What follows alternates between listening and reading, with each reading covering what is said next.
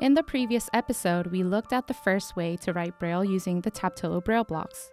In this episode, we will go over how to write Braille using the Slate and Stylus writing style. As you can guess from its name, this is similar to the way you would write Braille using a slate and a stylus pen. When using a slate and stylus, you write from right to left, then flip the paper over and read from left to right. Similarly, when using the slate and stylus writing mode on Taptilo, you start from the right and move left. The direction of the dots also changes.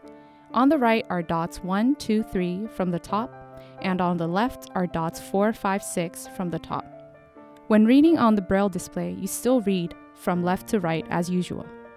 To see how this works, let's take a Braille block. First, push all the dots up.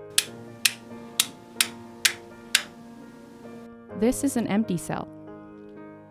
Hold the block upright in one hand, the front side facing you. Then, using the index finger of your other hand, push each dot down. Let's try pushing dots 1, 2, 3, 4, 5, 6 in order.